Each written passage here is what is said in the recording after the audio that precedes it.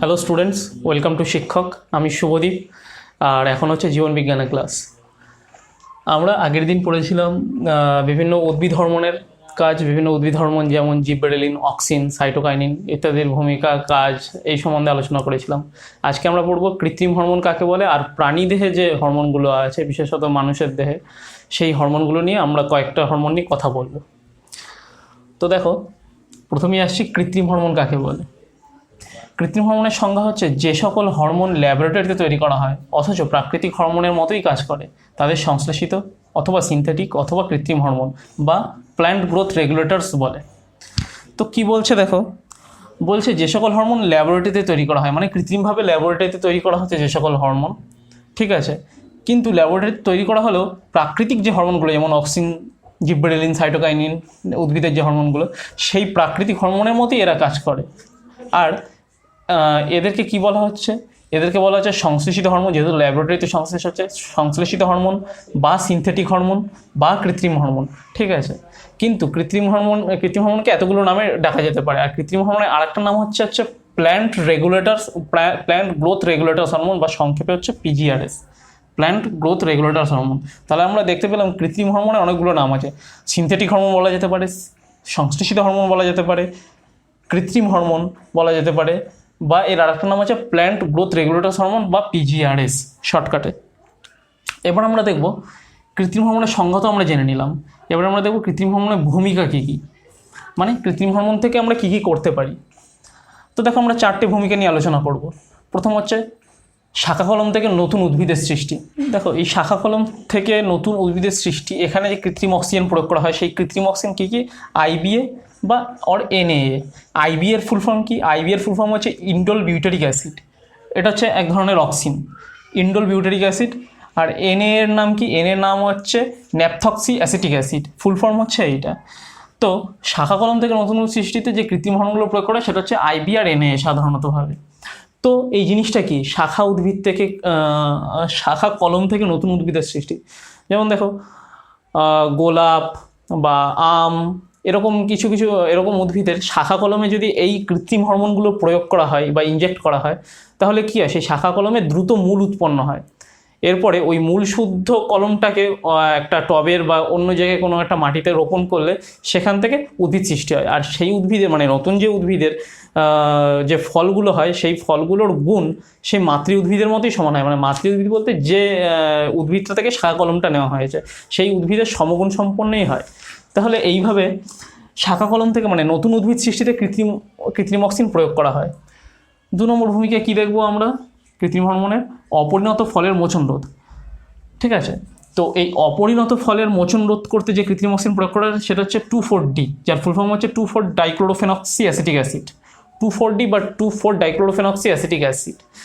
তো এই অপরিণত ফলের মোচন রোধ, অপরিণত আমরা দেখতে পাই যে অনেক সময় গাছে মানে মুকুল আসার পরে সেটা পরিণত না হয়, মানে পুরো ফলে পরিণত না হয়, অনেক সময় ঝরে যায়। যেমন আম গাছে দেখা গেলো মুকুল আসলো, আম একটু বড় হলো, কিন্তু তারপরে ঝরে যায়।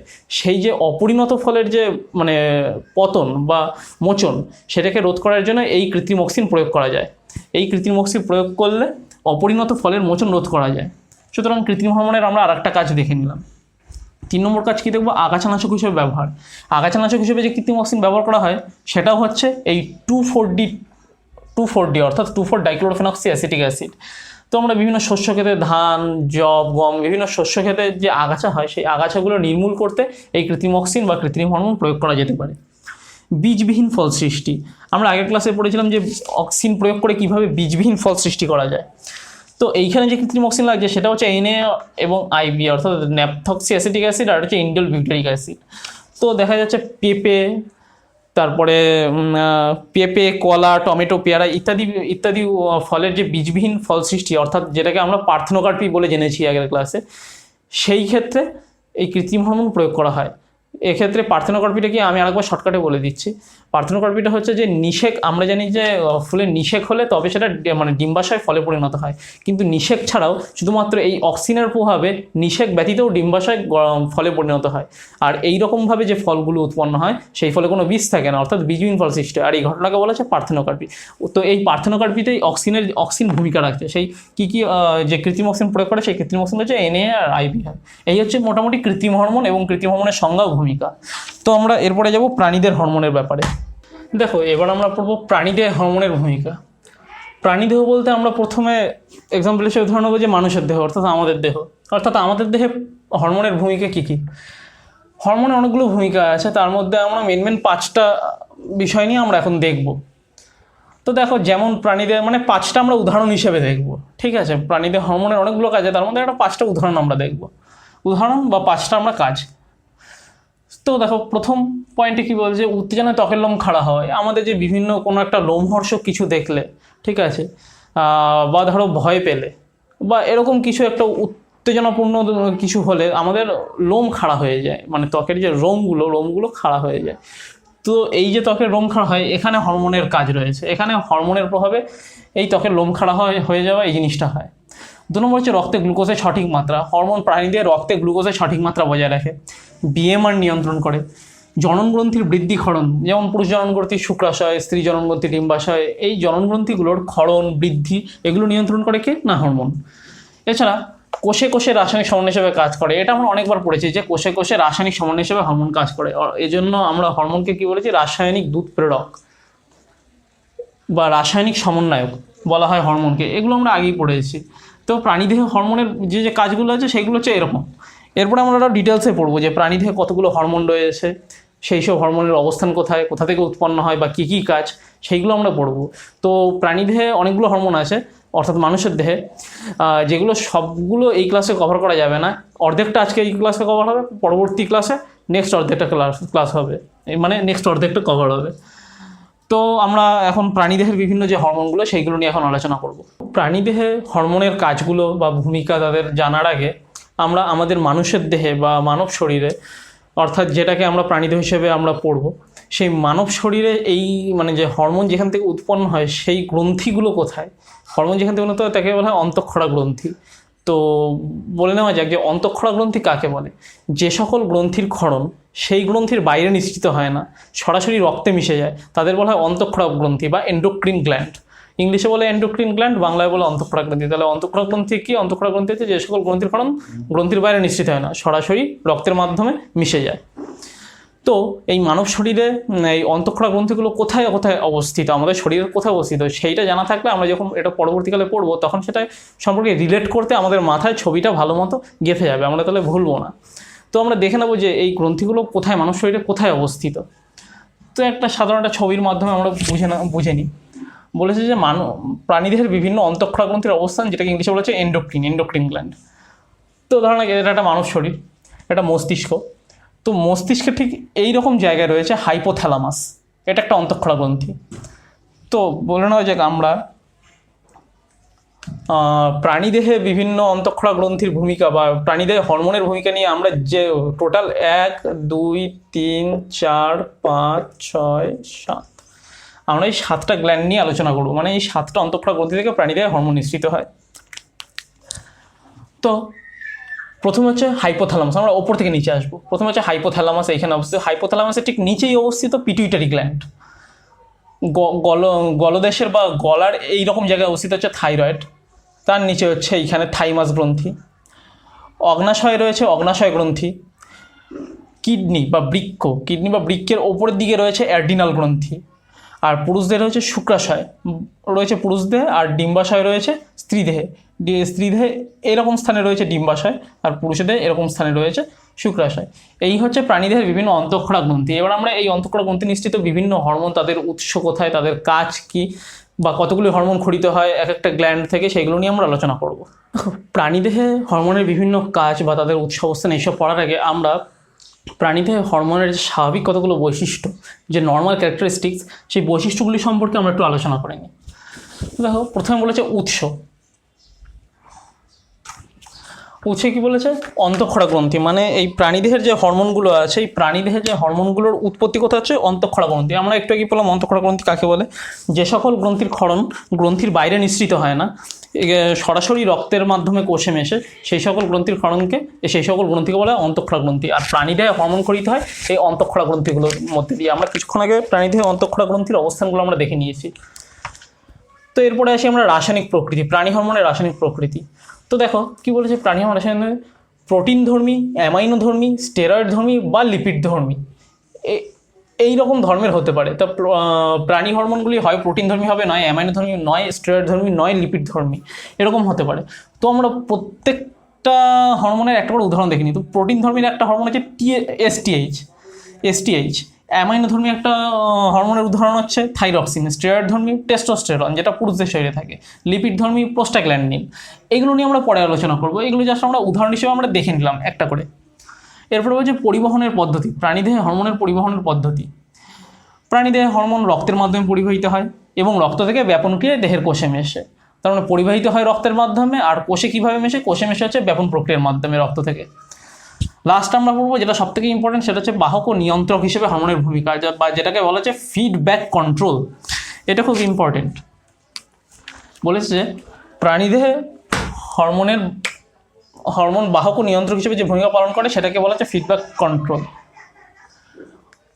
তো এটা কি বলছে যে অধিকাংশ ক্ষেত্রেই হরমোন পরোক্ষভাবে নানা গ্রন্থির মাধ্যমে নিজেই নিজের ক্ষরণ নিয়ন্ত্রণ করে। ফিডব্যাক কন্ট্রোলটাকে যদি আমরা শর্টে বলতে চাই তাহলে বলতে হয় যে অধিকাংশ ক্ষেত্রে হরমোন পরোক্ষভাবে নানা গ্রন্থির ক্ষরণের মাধ্যমে নিজেই নিজের ক্ষরণ নিয়ন্ত্রণ করে। তো এটাকে আমরা একটা উদাহরণের সাহায্যে একটু ডিটেলসে বুঝবো। প্রথমে আমরা একটা ছবি দেখে নিই। এই একটা গ্ল্যান্ড আছে হাইপোথ্যালামাস। আমরা পড়েছি যে মানবদের সবচেয়ে মস্তিষ্কের মানে সব থেকে ওপরে যে গ্ল্যান্ডটা থাকে সেটা হচ্ছে হাইপোথ্যালামাস, তারপরে থাকে হচ্ছে পিটুইটারি, তারপরে গলার কাছে থাকে হচ্ছে থাইরক্সিন। তো দেখো এখানে হচ্ছে হাইপোথ্যালামাসের নিচেই জুড়ে থাকে হচ্ছে পিটুইটারি। এটা হচ্ছে অগ্র পিটুইটারি, এটা হচ্ছে পশ্চাৎ পিটুইটারি, অগ্র পিটুইটারি, পশ্চাৎ পিটুইটারি, আর এটা হচ্ছে থাইরয়েড গ্ল্যান্ড। তো দেখো হাইপোথ্যালামাস থেকে TRH নামক হরমোন ক্ষরিত হচ্ছে। এর ফুল ফর্ম কি? এর ফুল ফর্ম হচ্ছে থাইরোট্রফিন রিলিজিং হরমোন। এগুলো নিয়ে আমরা ডিটেলসে পরে আলোচনা করবো, যখন আমরা হরমোনের কাজ বাজে এইসব নিয়ে আলোচনা করব। তো হাইপোথ্যালামাস থেকে TRH ক্ষরণ হচ্ছে। এই TRH কী করছে? অগ্র পিটুইটারিকে উদ্দীপিত করছে।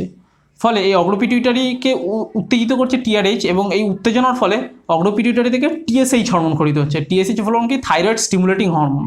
তো দেখো নামই বলেছে থাইরয়েডকে স্টিমুলেট করবে, মানে থাইরয়েডকে উত্তেজিত করবে। এই অগ্র পিটুইটারিতে নিঃসৃত হরমোন TSH এই থাইরয়েডকে উত্তেজিত করছে। থাইরয়েডকে উত্তেজিত করার ফলে থাইরয়েড থেকে নিঃসৃত হচ্ছে থাইরক্সিন হরমোন। তাহলে আমরা আরেকবার বুঝে নিই। হাইপোথ্যালামাস থেকে নিঃসৃত হচ্ছে TRH হরমোন, যেটা উদ্দীপিত করছে অগ্র পিটুইটারিকে, যার ফলে উৎপন্ন হচ্ছে অগ্র পিটুইটারি থেকে TSH হরমোন। TSH হরমোন উদ্দীপিত করছে থাইরয়েডকে, যার ফলে থাইরয়েড থেকে উৎপন্ন হচ্ছে থাইরক্সিন হরমোন। এই থাইরক্সিন হরমোন রক্তের মাধ্যমে যে সমস্ত কাজে যা যা কাজ করার প্রয়োজন সেই থাইরক্সিন হরমোন কাজ করছে। ঠিক আছে, সেটা আমরা পরে আলোচনা করবো, কিন্তু আমরা পড়ছি এখানে ফিডব্যাক কন্ট্রোল। তো ফিডব্যাক কন্ট্রোলের ফান্ডাটা হচ্ছে এইবার।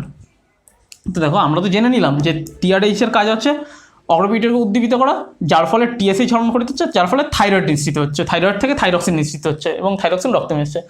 এইবার ধরো কোনো কারণে রক্তে থাইরক্সিনের প্রভাব বেড়ে গেল, বা রক্তে থাইরক্সিনের মাত্রা বেড়ে গেল, ঠিক আছে, তখন কি হবে? এবার তখন যদি এই একই পদ্ধতিতে একই রেটে যদি সব কিছু উৎপন্ন থাকে, তাহলে তো রক্তে রক্তে থাইরয়েডের মাত্রা তো মানে থাইরক্সিন হরমোনের মাত্রা তো বাড়বে বই, কমবে না।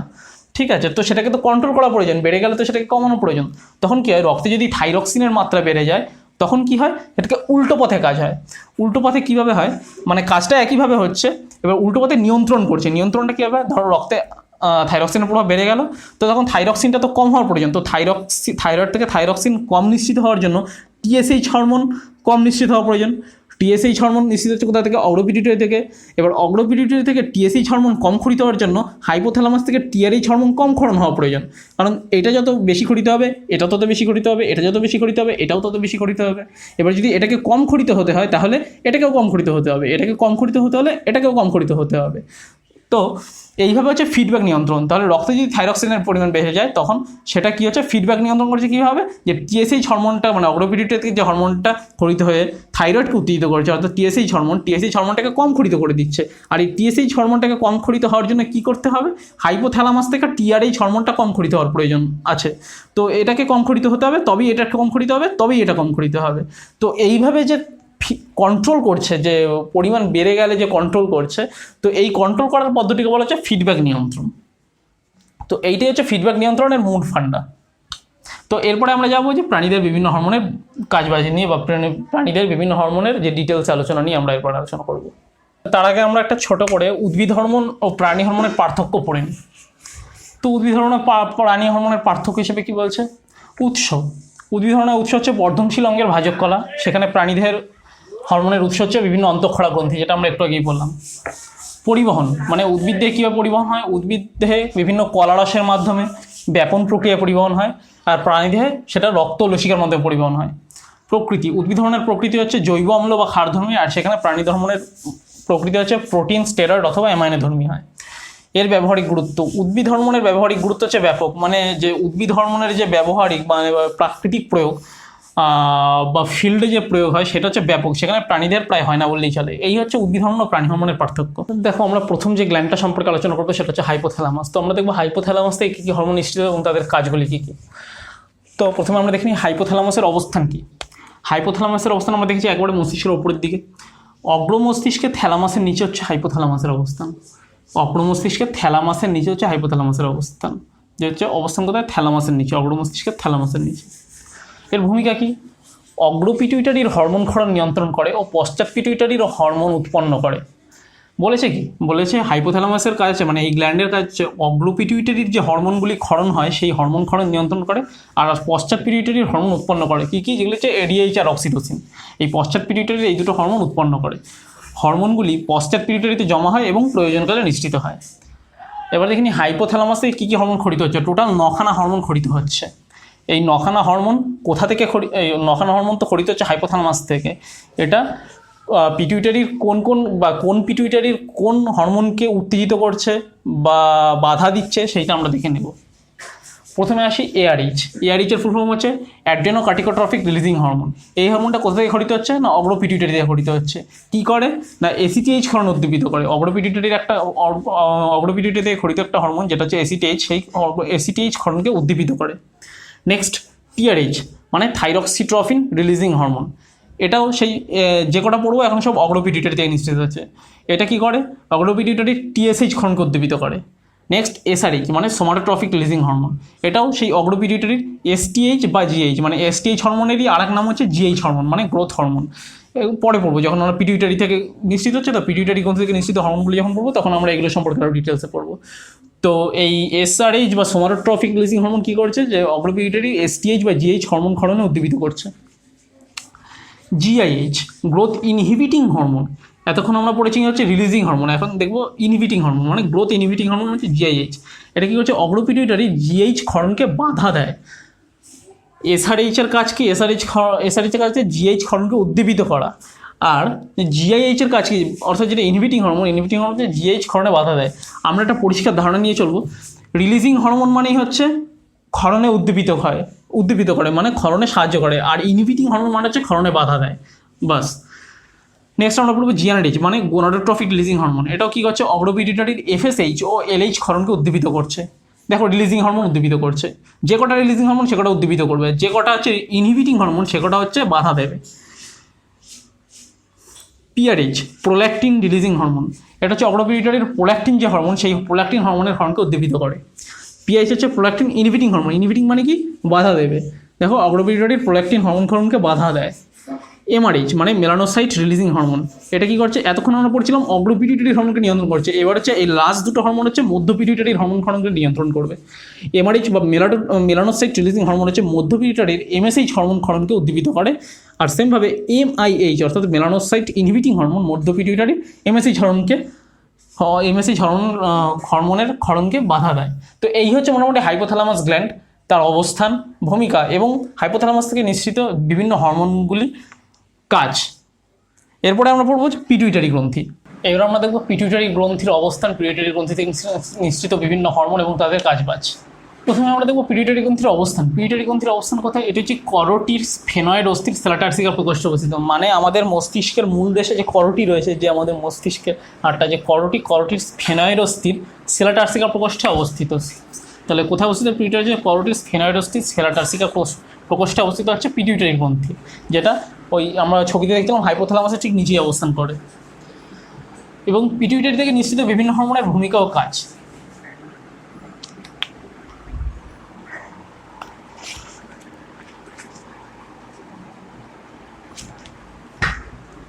পিটুইটারি থেকে টোটাল 6টা হরমোন খরিত হয়। তো সেই হরমোনগুলি কী কী এবং তাদের কী কী কাজবাজ আছে সেটা আমরা দেখব। তো প্রথম হরমোন হচ্ছে ACTH, মানে হচ্ছে অ্যাড্রিনোকার্টিকোট্রফিক হরমোন, ACTH। এটার দুটো কাজ আছে। প্রথম কাজ হচ্ছে অ্যাড্রেনাল গ্রন্থির কর্টেক্স অঞ্চলের বৃদ্ধি নিয়ন্ত্রণ করে। মানে বৃক্কের ওপরে যে অ্যাড্রেনাল গ্রন্থি আছে, সেই অ্যাড্রেনাল নামক গ্রন্থির কর্টেক্স অঞ্চলের বৃদ্ধি নিয়ন্ত্রণ করে। আর কি হয়? অ্যাড্রেনাল গ্রন্থির হরমোন ক্ষরণ উদ্দীপিত করে। এবার দেখবো এই হরমোনের কম ক্ষরণে কী রোগ হয়। এই হরমোনের কম ক্ষরণে কুশিং বর্ণিত লক্ষণ বা কুশিং সিনড্রোম প্রকাশ পায়। তাহলে ACTH-এর কাজ হচ্ছে এই দুটো, আর ACTH-এর কম ক্ষরণে কুশিং বর্ণিত লক্ষণ বা কুশিং সিনড্রোমস হয়। সেকেন্ড হরমোন হচ্ছে, সেকেন্ড পিটুইটারি গ্রন্থি থেকে নিঃসৃত হরমোন হচ্ছে GH বা গ্রোথ হরমোন। গ্রোথ হরমোনের অপর নাম হচ্ছে STH, অর্থাৎ সোমাটোট্রফিক হরমোন। এর কাজ হচ্ছে শর্করা, প্রোটিন ও ফ্যাট বিভাগে সাহায্য করে। মানে আমাদের মানুষ শরীরে যে শর্করা, প্রোটিন ও ফ্যাট আছে, সেই শর্করা, প্রোটিন ও ফ্যাট বিভাগে সাহায্য করে হচ্ছে গ্রোথ হরমোন। তো গ্রোথ হরমোনের এবার কম ক্ষরণে অধিক ক্ষরণে কী রোগ হয় আমরা দেখে নেব। তো আমরা নাম শুনে বুঝতে পারছি গ্রোথ হরমোন মানে গ্রোথ, মানে শরীরের উচ্চতা বৃদ্ধি কমানো নিয়ন্ত্রণ করে। মানে শরীর কত লম্বা হবে বা খাটো হবে সেটা নিয়ন্ত্রণ করে। তো এই GH হরমোন বা গ্রোথ হরমোনের যদি নর্মাল ক্ষরণ হয়, সব ক্ষরণেরই নর্মাল ক্ষরণ হওয়া আবশ্যিক, কারণ হরমোন নর্মাল ক্ষরণ হলেই তবেই সেটা মানব শরীরের পক্ষে ঠিকঠাক হবে। বেশি ক্ষরণে অসুবিধা হয়, কম ক্ষরণে অসুবিধা হয়। তো এই GH হরমোনের কম ক্ষরণে কী হয়? বামনত্ব রোগ হয়। মানে মানুষ যারা খুব খাটো হয় তাদের বলা হয় বামন। সেই কম ক্ষরণে হয় বামনত্ব রোগ। আর অধিককরণ হয় অতিকায়ত্ব রোগ, মানে আকার আয়তন অনেক বড় হওয়া। সেই অধিককরণ হয় অতিকায়ত্ব বা অ্যাক্রোমেগালি, এই রোগটা হয়। পিটুইটারি গ্রন্থি নিঃসৃত 3 নম্বর হরমোন হচ্ছে TSH বা থাইরয়েড স্টিমুলেটিং হরমোন। তো নাম শুনে বলছে এটা থাইরয়েডকে স্টিমুলেট করে, মানে থাইরয়েডকে উদ্দীপিত করে। তো এই TSH হরমোনের কাজ কি? দুটো কাজ হচ্ছে, থাইরয়েড গ্রন্থির বৃদ্ধি নিয়ন্ত্রণ করে, আর হচ্ছে থাইরয়েড গ্রন্থি নিঃসৃত হরমোনগুলি ক্ষরণ নিয়ন্ত্রণ করে। 4 নম্বর হরমোন হচ্ছে GTH, অর্থাৎ গোনাডোট্রফিক হরমোন। তো এটা হচ্ছে একটা সেক্সুয়াল হরমোন।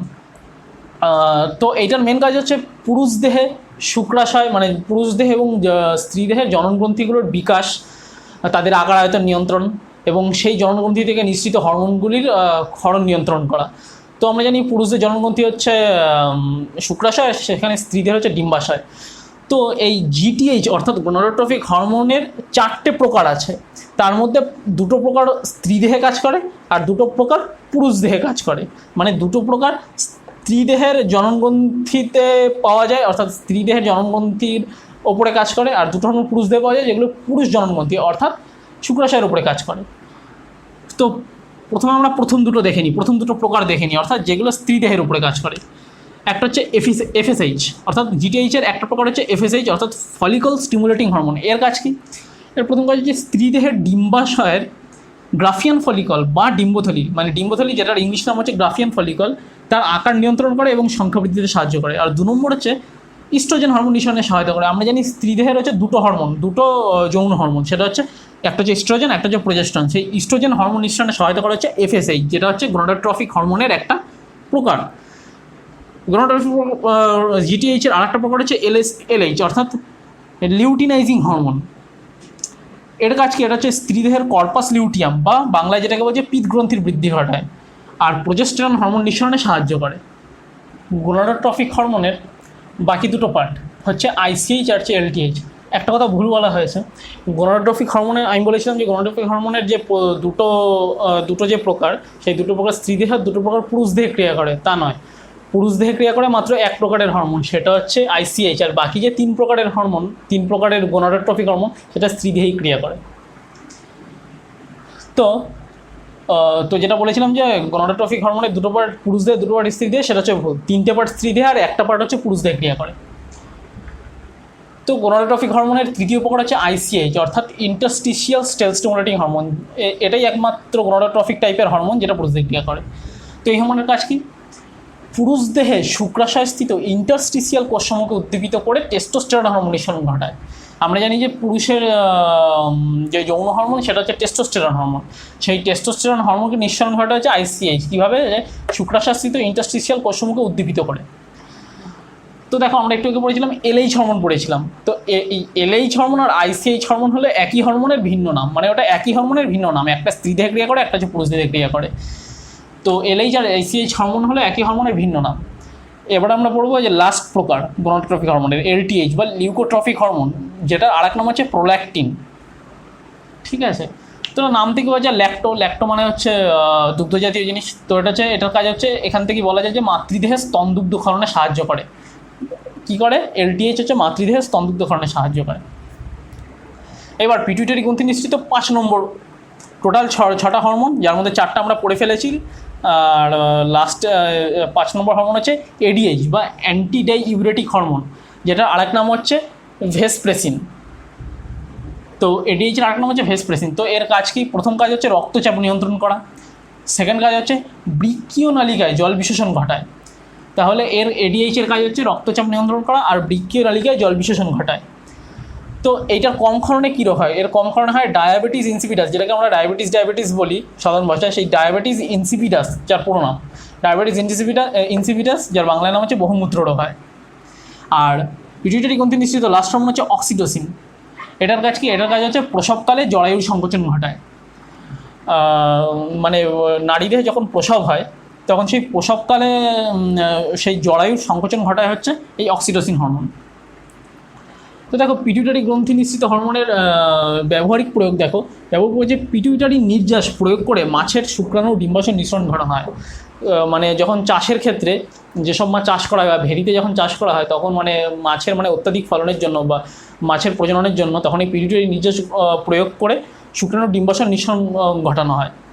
আর দুগ্ধবতী গাভীর দুধ নিঃসরণ বাড়ানো হয়, মানে দুগ্ধবতী গাভীর শরীরে এই পিটুইটারি ইনজেক্ট করে তার দুধ নিঃসরণের পরিমাণকে বাড়ানো হয়। তো দেখো আমরা এর আগে পড়েছিলাম পিটুইটারি গ্রন্থির আগে পড়েছিলাম হচ্ছে হাইপোথ্যালামাস। তো আমরা এই হাইপোথ্যালামাস পিটুইটারি গ্রন্থি নিয়ে একটু শর্টে আলোচনা করবো। সেটা হচ্ছে মাস্টার গ্ল্যান্ড বা প্রভুগ্রন্থি। পিটুইটারি গ্রন্থির হরমোন অন্যান্য অন্তঃক্ষরা গ্রন্থির হরমোনকে নিয়ন্ত্রণ করে, তাই পিটুইটারি গ্রন্থিকে বলা হয় মাস্টার গ্ল্যান্ড বা প্রভুগ্রন্থি। কী বলেছে? যে পিটুইটারি গ্রন্থি থেকে যে এই হেন তেন এত প্রকারের হরমোন নিঃসৃত হয়, এই পিটুইটারি গ্রন্থি থেকে নিঃসৃত হরমোনই শরীরের বাকি যে গ্রন্থিগুলো আছে অন্তঃক্ষরা গ্রন্থি, সেই অন্তঃক্ষরা গ্রন্থির হরমোন নিঃসরণকে কন্ট্রোল করে। আমরা একটু আগে পড়েছিলাম না ফিডব্যাক কন্ট্রোল, যে হাইপোথ্যালামাস থেকে পিটুইটারি গ্রন্থি থেকে থাইরয়েড থেকে বিভিন্ন অঙ্গ প্রত্যঙ্গ। তো সেই রকমই এই পিটুইটারি গ্রন্থি থেকে নিঃসৃত হরমোনগুলোই বাদবাকি শরীরের সমস্ত অন্তঃক্ষরা গ্রন্থির হরমোন নিঃসরণকে নিয়ন্ত্রণ করছে। তাই পিটুইটারি গ্রন্থিকে বলা হয় মাস্টার গ্ল্যান্ড বা বাংলায় বলে প্রভুগ্রন্থি। এবার বলবো সুপ্রিম কমান্ডার বা সর্বোচ্চ প্রভুগ্রন্থি। হাইপোথ্যালামাস গ্রন্থির হরমোন পিটুইটারি গ্রন্থির হরমোন নিঃসরণকে নিয়ন্ত্রণ করে, তাই হাইপোথ্যালামাসকে বলা হয় সুপ্রিম কমান্ডার বা সর্বোচ্চ প্রভুগ্রন্থি। আমরা তো বললাম পিটুইটারিকে মানে মাস্টার গ্ল্যান্ড বলা হয় বা প্রভুগ্রন্থি বলা হয়, কারণ পিটুইটারি অন্যান্য সমস্ত অন্তঃক্ষরা গ্রন্থির হরমোন নিঃসরণকে নিয়ন্ত্রণ করে। আর এই পিটুইটারি গ্রন্থিকেই নিয়ন্ত্রণ করছে কে? হাইপোথ্যালামাস বা হাইপোথ্যালামাস নিয়ন্ত্রিত হরমোন। তাই জন্য বলা হয় হাইপোথ্যালামাসকে বলা হয় সুপ্রিম কমান্ডার বা সর্বোচ্চ প্রভুগ্রন্থি। আর আজকের লাস্ট টপিক আমরা পড়বো পিটুইটারি গ্রন্থির পরে, সেটা হচ্ছে থাইরয়েড গ্রন্থি। দেখো আজকের লাস্ট টপিক পড়বো থাইরয়েড গ্রন্থি। তো থাইরয়েড গ্রন্থি নিঃসৃত বিভিন্ন হরমোন এবং তাদের কাজবাজ। তো থাইরয়েড গ্রন্থির অবস্থান কোথায়? থাইরয়েড গ্রন্থির অবস্থান হচ্ছে গলার ল্যারিংসের নিচে ট্রাকিয়ার দুপাশে অবস্থিত। থাইরয়েড গ্রন্থি হচ্ছে আমাদের ঠিক এই জায়গাটায় অবস্থিত, গলার ল্যারিংসের কাছে এই ট্রাকিয়ার দুপাশে অবস্থিত। এই থাইরক্সিন গ্রন্থি নিঃসৃত হরমোন নাম হচ্ছে থাইরক্সিন, মানে একটাই হরমোন খরিত হয় যার নাম হচ্ছে থাইরক্সিন। এটাকে T4 দিয়েও ডিনোট করা হয়। আর দেখো থাইরয়েড গ্রন্থি থেকে এই থাইরক্সিন ব্যতীত আর একটা হরমোন নিঃসৃত হয় যেটার নাম হচ্ছে ট্রাইআয়োডোথাইরোনিন, যাকে T3 দিয়ে ডিনোট করা হয়। থাইরক্সিনকে T4 দিয়ে ডিনোট করা হয় আর ট্রাইআয়োডোথাইরোনিনকে T3 দিয়ে ডিনোট করা হয়। তো মেইন কাজ হচ্ছে থাইরক্সিনের। তো থাইরক্সিনের কাজগুলো আমরা পড়বো। এর প্রথম কাজ হচ্ছে বিপাকীয় কার্য নিয়ন্ত্রণ করা, মানে আমাদের যে শারীরবৃত্তীয় যে কার্যকলাপে যে বিপাকীয় কাজ রয়েছে সেই বিপাক ক্রিয়াকে নিয়ন্ত্রণ করে এই থাইরয়েড গ্রন্থি নিঃসৃত থাইরক্সিন। তো এর আন্ডারে কাজগুলো হচ্ছে কী? প্রথমত ক্রেবস চক্রের সক্রিয়তা বৃদ্ধি করে, ফলে প্রোটিন, ফ্যাট ও শর্করা সংশ্লেষ সহায়তা হয়। 2 নম্বর কাজ হচ্ছে আমাদের অন্ত্রে গ্লুকোজ শোষণ ক্ষমতা বৃদ্ধি করে। 3 নম্বর কাজ হচ্ছে যকৃত পেশিতে সঞ্চিত গ্লাইকোজেনকে গ্লুকোজে পরিণত করে। 4 নম্বর কাজ হচ্ছে যকৃতে প্রোটিন থেকে গ্লুকোজে প্রস্তুতিতে সাহায্য করে, মানে যকৃতে যে প্রোটিন থাকে সেই প্রোটিন থেকে গ্লুকোজ প্রস্তুতিতে সাহায্য করা হচ্ছে কে না থাইরক্সিন। 5 নম্বর কাজ হচ্ছে দেহে সঞ্চিত মেদের বিয়োজন ঘটায়। এর ফলে কী হয়? এর ফলে কিটোন বডির উৎপত্তি হয় বা কিটোন বডির উৎপাদন বৃদ্ধি পায়। থাইরক্সিনের 2 নম্বর কাজকে বিএমআর নিয়ন্ত্রণ। বিএমআর মানে হচ্ছে বেসাল মেটাবলিক রেট, যাকে বলা হয় বাংলায় বলা হয় মৌলবিপাকীয় হার। তো এই বিএমআর নিয়ন্ত্রণ করে থাইরক্সিন। কী বলে যে দেহের তাপ উৎপাদন ও অক্সিজেনের ব্যবহার নিয়ন্ত্রণ করে বিএমআরের হ্রাসবৃদ্ধি ঘটায় কে না থাইরক্সিন। থাইরক্সিনের 3 নম্বর কাজ লোহিত কণিকার ক্রমপরিণত করে, মানে আমাদের রক্তের যে লোহিত কণিকা আছে বা আরবিসি আছে তার ক্রমপরিণতি, মানে সেটাকে পরিণত করে, সেই ক্রমপরিণতি করে হচ্ছে থাইরয়েড নিঃসৃত থাইরক্সিন। লাস্ট কাজ হচ্ছে হৃদস্পন্দন বৃদ্ধি। থাইরক্সিনের প্রভাবে হৃদস্পন্দনের হার বেড়ে যায়, ফলে কী হয়? ফলে রক্তচাপ ও শ্বসনের হার বৃদ্ধি ঘটে। এই থাইরক্সিনের কম ক্ষরণে কী কী রোগ হয়? থাইরক্সিনের কম এবং অধিকরণে কী কী রোগ হয় আমরা পড়ব। থাইরক্সিনের কম ক্ষরণে শিশুদের হয় ক্রেটিনিজম, বয়স্কদের হয় মিক্সিডিমা। আর থাইরক্সিনের অধিকরণে হয় গ্রেভস ডিজিজ, যাকে বলে গয়টার বা গ্রেভস বর্ণিত রোগ বা গলগণ্ড। আর থাইরক্সিনের মূল উপাদান কি? আয়োডিন। দেখো এই আয়োডিন নিয়ে একটা গল্প আছে। থাইরক্সিনের মূল উপাদান হচ্ছে আয়োডিন। এই আয়োডিনের অভাবে, মানে থাইরক্সিনের অভাবে বা আয়োডিনের অভাবে কী হয়? বা গ্রেভস ডিজিজ বা গয়ডার বা গলগণ্ড বৃদ্ধি। তো এই রোগটা মানে বেশিরভাগ ক্ষেত্রে দেখা যাচ্ছে পাহাড়ি অঞ্চলে যারা বসবাস করে সেই পাহাড়ি লোকদের ক্ষেত্রে। কারণ কি? সেই পাহাড়ি অঞ্চলে যে ফসল উৎপন্ন হয়, ঠিক আছে, সেই বা পাহাড়ি অঞ্চলে যে খাবারের দ্রব্য উৎপন্ন হয়, সেই ফসলে কী হয়? যে পাথুরে মাটিতে আয়োডিন কম থাকে, ফলে সেই ফসলে আয়োডিন কম থাকে, ফলে পাহাড়ি লোকেরা যে খাবার দাবার খায় তাতে আয়োডিনের পরিমাণ স্বাভাবিকভাবেই কম থাকে। তো সেই জন্য পাহাড়ি লোকেদের ক্ষেত্রেই বেশিরভাগ তারা যদি আয়োডিন অন্যান্যভাবে যদি না ইনটেক করে, না গ্রহণ করে বা আয়োডিনযুক্ত খাবার বেশি পরিমাণে না খায়, তাহলে তাদের ক্ষেত্রে কী হয়? এই গ্রেভস ডিজিজ বা গয়টার বা গলগণ্ড বৃদ্ধি রোগ দেখা যায় পাহাড়ি লোকেদের ক্ষেত্রে। এই পাহাড়ি লোকেদের ক্ষেত্রে এই রোগটা বেশি দেখা যায়। তো আজকে ক্লাসে এতদূর পর্যন্ত। বাকি যে মানুষের দেহে যে হরমোন আছে, মানে বাকি আর 2টো না 3টে হরমোন আছে, সেটা আমরা নেক্সট ক্লাসে পড়বো। তো ক্লাস আজকে এত পর্যন্তই। তো ক্লাসটা ভালো লাগলে লাইক করো, চ্যানেলটা সাবস্ক্রাইব করো। আর সবশেষে একটাই অনুরোধ, যদি তোমাদের বন্ধুদের মধ্যেও এই ভিডিওটা শেয়ার করে দাও, কারণ অনেকে আছে যাদের বুঝতে অসুবিধা হয়, ক্লাসে বা স্কুল রুমে বুঝতে অসুবিধা হয়, বা তারা নিজে বুঝতে একটু অপরাধ। তো আমি খুব সহজভাবে বোঝাই, তো তাদের হয়তো বুঝতে সুবিধা হবে। তো এই অনুরোধটা রেখো। যদি ভালো লাগে তো চ্যানেলটাকে সাবস্ক্রাইব করো এবং ভিডিওটা শেয়ার করে দিও। বাই বাই, দেখা হচ্ছে নেক্সট ক্লাসে।